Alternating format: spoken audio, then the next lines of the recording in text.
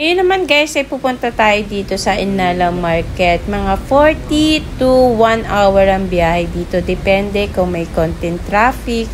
So far naman wala kaming traffic. Ayan nga guys, nandito na tayo sa Inala Market. Labas pa lang kumuha na tayo ng pushcart.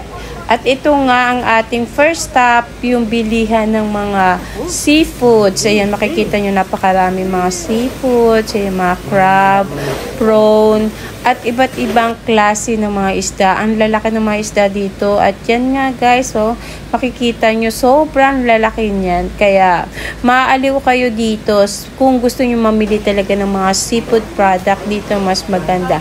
At ang kagandahan nito guys, pag bumili na kayo, pwede nyo pick upin later. Kasi nga mas maganda kasi pag nauna kayo, at least makakapili na kayo ng maayos at pick upin nyo na lang mamaya. Paglabas nga natin guys, nakita natin itong street food ng mga Vietnamese. Ayan, tinry natin to. Parang lasa siyang chorizo na may pagkatusino. Masarap siya guys. At ito ring spring roll, tinry natin.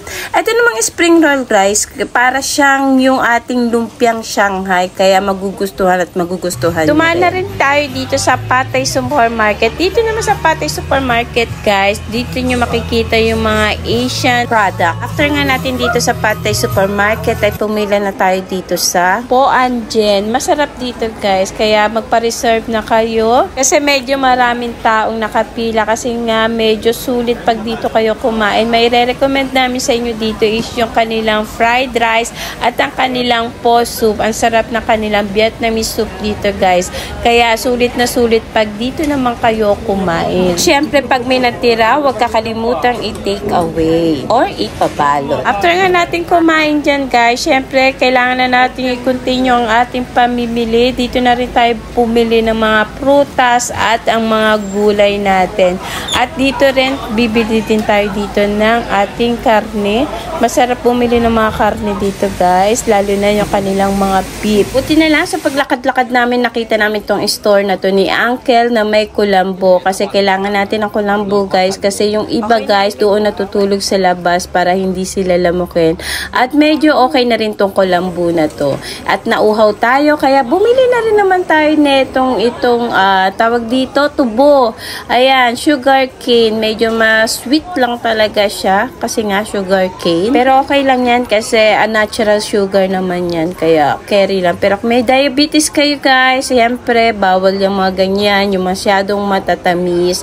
After nga natin ay kinuha na natin yung in-order natin kaninang mga seafood. Kaya ayan, pipick upin na lang namin siya dito. At nagdagdag na rin kami ng extra shrimp. Baka kasi kulang mint kami. Tingnan namin mamili guys. Ayan, mamang problema nila kami kung paano namin pagkakasyahin dito sa sasakyan. Kasi nga medyo naparami ang ating pinamili.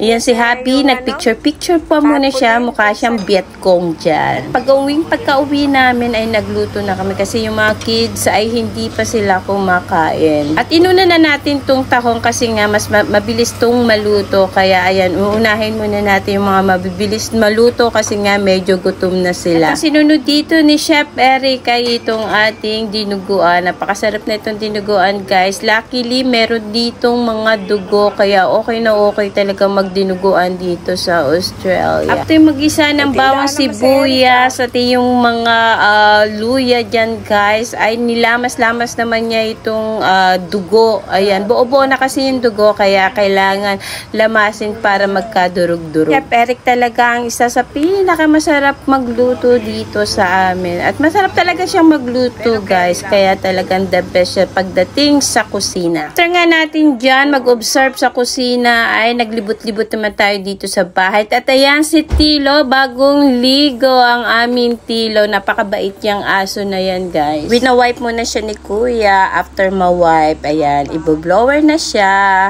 para naman ma-dry kasi mahirap pag hindi siya binlower ay lalamigin siya. At sa veranda naman nag-i-start na sila maglagay ng Christmas tree. Medyo late na namin nilagay itong Christmas tree kasi nga nagtitake siya ng space sa dami namin. Hindi namin alam kung saan siya ilalagay at finally nag-decide nga kami dito na namin siya ilalagay.